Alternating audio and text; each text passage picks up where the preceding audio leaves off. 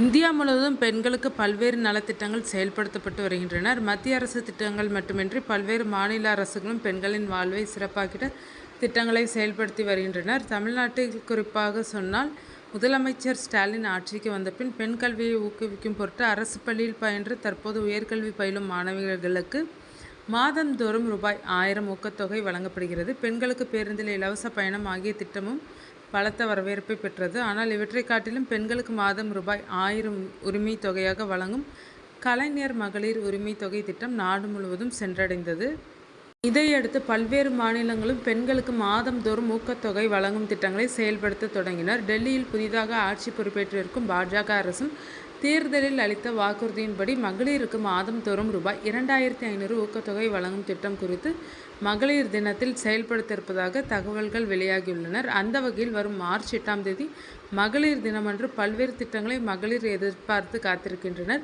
அந்த வகையில் ஒடிசா மாநில மகளிருக்கு ஆண்டுதோறும் ரூபாய் 10,000 ஊக்கத்தொகையாக வழங்கப்படுகிறது. இதனை ஒடிசா மாநிலத்தை ஆளும் பாஜக அரசு ஆண்டுக்கு 2 தவணைகளாக இந்த ஊக்கத்தொகை செலுத்துகிறது. அதாவது ரூபாய் 5,000 2 முறை பெண்களின் வங்கி கணக்கிற்கே செலுத்தி விடுகிறது. இத்திட்டத்தின் பெயர் சுபத்ரா திட்டமாகும். இதற்கும் ஒடிசாவில் பெரிய வரவேற்பு இருக்கிறது.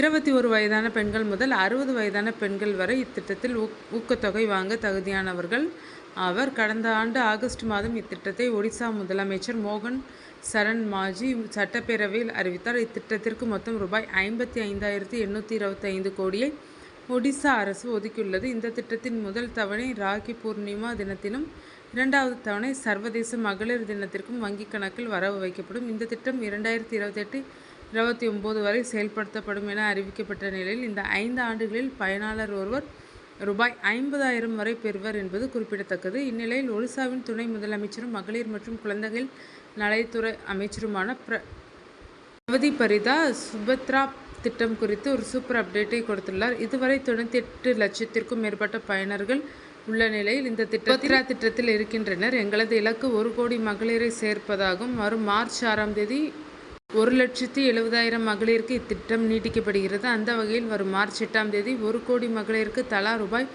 5,000 அவர்களது வங்கி கணக்கில் செலுத்தப்படும் என்றார். இந்த திட்டத்தின் பயனாளர்களுக்கு சுபத்ரா டெபிட் கார்டும் இருப்பதும் குறிப்பிடத்தக்கது. இத்திட்டம் மட்டுமின்றி பெண்களிடையே டிஜிட்டல் பரிவர்த்தனை ஊக்குவிக்கும் பொருட்டு ஒவ்வொரு கிராம பஞ்சாயத்துகள் மற்றும் உள்ளாட்சி அமைப்புகளில் இருந்தும் அதிகமாக டிஜிட்டல் பரிவர்த்தனை செய்யும் 100 பயனாளர்களை தேர்வு செய்து அவர்களுக்கு கூடுதலாக ரூபாய் 500 ஊக்கத்தொகை வழங்கப்படுகிறது குறிப்பிடத்தக்கது.